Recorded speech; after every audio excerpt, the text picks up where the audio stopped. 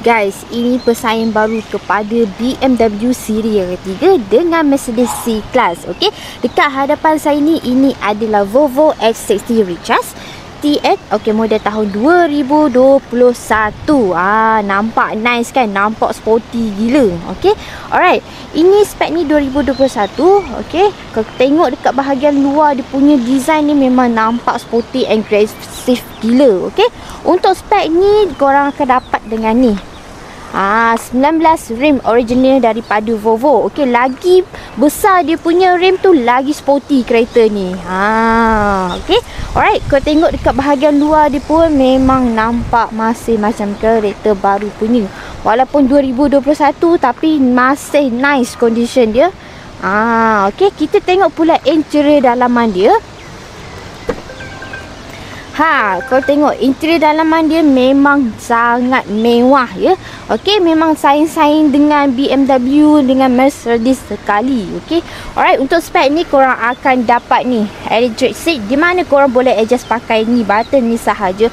Korang dah tak perlu tarik bersih kat situ, korang just pakai button ni saja, lagilah memudahkan korang masa korang tengah drive ke apa. Alright, untuk spek ni juga korang akan dapat ni leather seat.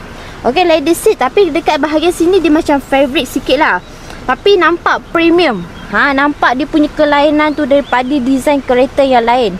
Okey, nampakkan dia lain daripada yang lain. Okey, kita tengok bahagian dalaman dia. Ini bahagian dalaman dia. Okey, untuk pengetahuan korang, okey, untuk spek ni dia adalah hybrid. Korang tahu kan hybrid? Kalau hybrid, korang dah tahu dia memang kalau korang start kereta ni, dia memang tak akan bunyi punya. Kita tak tahu sama ada kereta tu dah start ke belum kan. Alright, dia agak sedikit berbeza dengan kereta yang lain. Tengok button dia, kalau kita nak start kita kena pusing kat sini saja. Tapi tengok brake lah. Okey, di sini dia hanya handbrake. Agak sedikit berbeza dengan kereta yang lain. Okey. Alright, dalaman dia ni dia datangkan dengan screen infotainment system. Screen infotainment system 9 inci. Okey.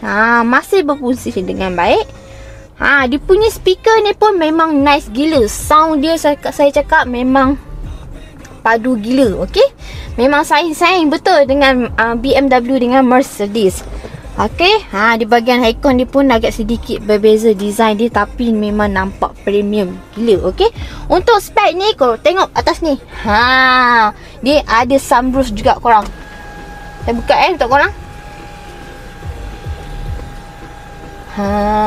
Nampak tak korang? Memang sunroof dia masih berfungsi dengan baik. Korang nak ambil angin malam-malam dekat KL sini pun boleh buka sahaja. Masih masa ada jam ke panas ke, boleh buka sahaja, ambil vibe. Okey. Alright, kita pergi pula bahagian belakang.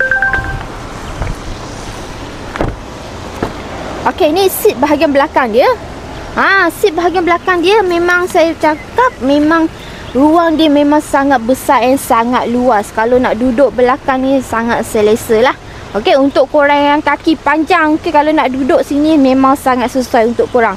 Sebab dia punya ruang ni agak besar dan agak luas. Cuma ni, nampak tak? Dia punya seat ni akan menegak sedikit.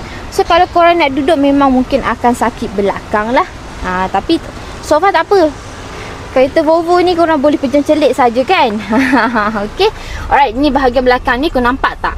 Dia ada port charge kat sini. Port charge. Korang boleh adjust phone kat sini. Okey. Alright, kita pergi bahagian belakang dia. Ini bahagian belakang dia. Nampak tak? Nice gila. Alright, kita tengok bahagian dia. Korang, dia punya kapasiti belakang ni memang sangat besar ya. Sangat luas. Dia macam memanjang.